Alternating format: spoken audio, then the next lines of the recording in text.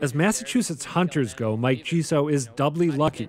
He won a coveted spot in the Blue Hills deer hunt, and last week he bagged his first ever deer. I dragged it a mile out of the woods, all up through these hills. It was horrible. You know, it was like my first deer. I wanted to do it myself, so I have a story behind it. Yeah, the adrenaline going on. The deer's head is heading to a taxidermist, and the body is bound for a butcher. Not going to go to waste. You know, I'm gonna eat it. You know, so I feel good about it. I'm not just going to kill a deer just to, you know, hang it on my wall. I'm going to take the meat, and I'm going to hang it on my wall. For the record, the state didn't open Blue Hills to deer hunting just so people could get some thrills and some fresh venison. State officials say there are way too many deer in the area and that they're wreaking environmental havoc. You look right behind me, you can see 250, 300 yards into this state reservation, into this forest. That is not a healthy forest. Deputy DCR Commissioner Matthew Sisk says deer eat the forest's under canopy, which keeps other species from thriving and creates a safety risk. Because there's no under canopy to absorb what falls from the trees, what ends up happening is you have a very thick duff layer, which is all rotten but dry.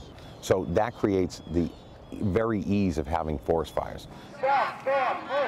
The hunt's opponents say they don't trust the state's numbers, and that even if they're right, more humane methods are available, like deer contraception. But David Stainbrook, the state's deer biologist, says they wouldn't work. Even if you could realistically treat every single female in the population, you're still starting with 5 times too many deer. And so you really need to reduce those deer numbers in a realistic time frame. You do that with hunting, Stainbrook says. And right now, the numbers look good because most of the deer killed have been female. Every female that's taken is 1 deer plus, that deer would have had probably 2 fawns next year. Which puts Mike Giso's first kill in a different light. For his part, Giso has a message for anyone who thinks he's acting unethically. How do you get meat in a store? You know, they have to kill an animal. You just don't see it. You know, you see this pink little package and you just throw it on the grill. We're actually doing the dirty work. Adam Reilly, WGBH News. Adam Reilly joins me now. Adam, hi, first of all. Hey. You look great in orange, by the way. When you leave, you can take that with you.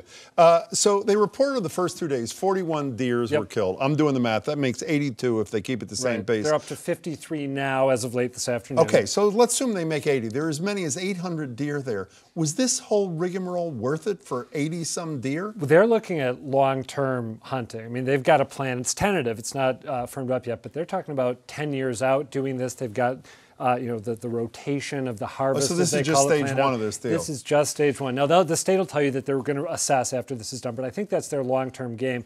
And they want to get the density down. The biologist who we talked to in the piece, he says that right now it's 85 deer per square mile in the Blue Hills. They want to get it down to about 18, and what they want to do is get rid of the females. So I think this is a start, but not where they want to be. Can we talk about the humans for a minute? Yes. Can you explain to me the rationale for not banning hiking for the 4 days, only the 4 days that the hunting is going on? As you noted earlier in the show, I was not pumped about walking through. And I don't really understand the rationale. It seems to be that they do these managed hunts in places where hikers are around the state, like in the Quabbin Reservoir, and they think they can do it.